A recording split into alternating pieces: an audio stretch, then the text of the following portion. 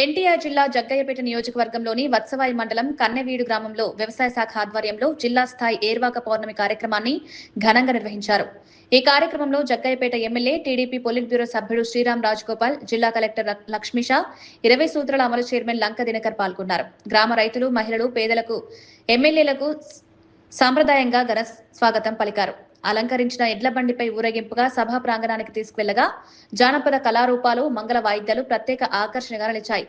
అనంతరం వ్యవసాయ, ఉద్యానవన, పశుసంవర్ధక శాఖలు ఏర్పాటు చేసిన ప్రదర్శన స్టాల్స్ ను సందర్శించి రైతులతో మమేకమయ్యారు.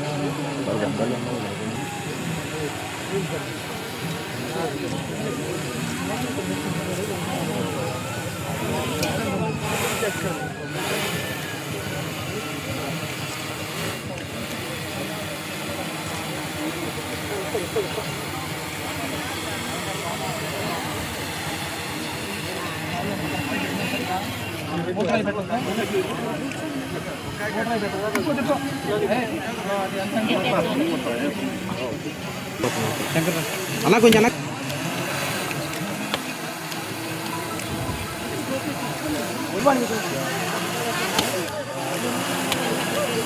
మా ఏళ్ళు ఎందుకు పెడుతున్నారు మీరు?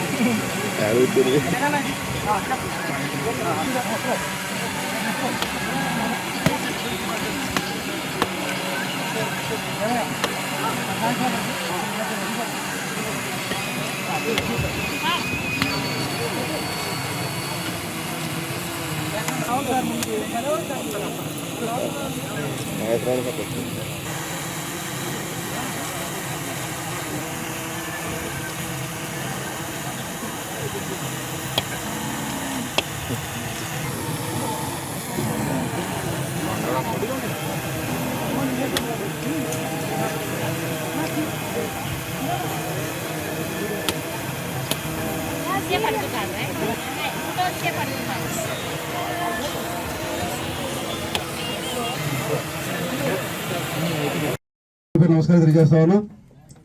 మీరందరూ కూడా నిజంగా ఈరోజు చాలా చక్కగా ప్రతి ఒక్కరు కూడా ఏ విధంగా ఎవరైనా చెప్పారు. ఇటువంటి సందర్భంలో వక్తలు ప్రత్యేకంగా సైంటిస్టులు అనుభవం చెప్పినప్పుడు ఆ విషయాన్ని మనం ఆచరిస్తే ఈరోజు చూస్తున్నాం.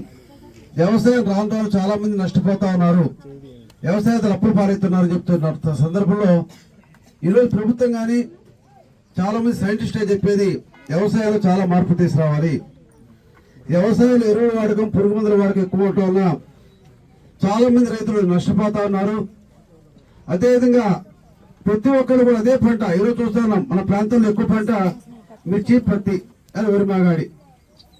ఎక్కువ పంట పడినప్పుడు తక్కువ, ఖచ్చితంగా రేటు మాత్రం తక్కువ రేట్ వస్తుంది. ఎప్పుడు కూడా మార్కెట్లో ఏది డిమాండ్ ఉంటుందో ఆ పంట వేసుకుంటే తప్పకుండా మనకి లాభసాటిగా ఉండే విషయాలు కూడా మనందరూ కూడా ఆలోచించాలి. ఎందుకంటే ప్రతి ఒక్కరు ఆ పొలంలో పక్క వాళ్ళు మిర్చి చేస్తున్నారని మనం మిర్చి చేస్తాం. వాడు ఎకరానికి ప్రభుత్వం 4 కట్టు యూరియా కట్టేయాలంటే పక్కోడు 10 కట్టలేదు, మనం 10 కట్టు యూరియా వస్తాం. ఆ విధంగా విపరీతంగా ఎరువులు కట్టలు వాడేసి భూసారం తగ్గించి తద్వారా వచ్చేటువంటి ఉత్పత్తులు మనం తీసుకుని ఆరోగ్యాలు పాడు చేసుకున్న రోజుల్లో ఇందాక సీతమ్మగా చెప్పినట్టు మామిడి పంట కావచ్చు, ఈ మధ్య మిర్చి కూడా గుంటూరు నుంచి వెళ్తే అది కూడా రిట్ అయిందని చెప్పాను. అంటే మన దేశంలో, మన ప్రాంతంలో, మన రాష్ట్రంలో ఎక్కువ పురుగు మందులు ఎరువులు వాడటం వల్ల ఆ కెమికల్ రిపోర్ట్లు ఇన్ని కూడా రిట్ అవుతామని, అందువల్ల మనందరూ కూడా ప్రతి ఒక్కరు కూడా ప్రకృతి వ్యవసాయం మీద ఆకర్షించుకోవాలి. ఈ రోజు మరి నిజంగా వివేక్ గారు మాట్లాడినప్పుడు మరి స్వయంగా మరి తిలక్ గారు ప్రత్యేకంగా ప్రకృతి వ్యవసాయం చేస్తా ఉన్నారు. అది శంకర్ కూడా శంకర్ ఖచ్చితంగా మీరు కూడా ప్రతి ఒక్క నాయకులందరూ కూడా ప్రత్యేకంగా పెద్ద రైతులు ఎంపీడీసీ కిషోర్ కావచ్చు, లేక నాయసారి కావచ్చు, రాంబాబు కావచ్చు, మీ వ్యవసాయం ఎందుకు మనందరం ముందు మనం చేసి ఇంకోటి చెప్పాలి. మనం చేయకూడదు పదే పదే అధికారుల కంటే సాధ్యపడదు.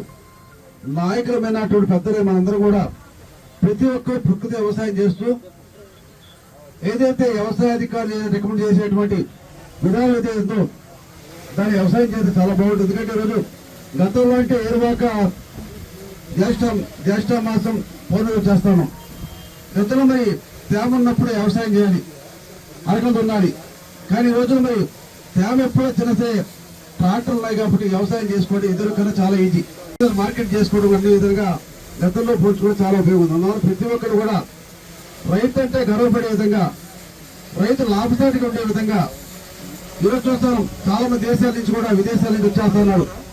అక్కడ విధానం కావచ్చు, అక్కడ ఉన్న కష్టాలు కావచ్చు, అందరూ కూడా ఈరోజు స్వదేశానికి వస్తున్నారు. అదే విధంగా ప్రతి ఒక్కరు కూడా ఈరోజు నిజంగా అమెరికాలో కన్నా హైదరాబాద్ విజయవాడ నయం.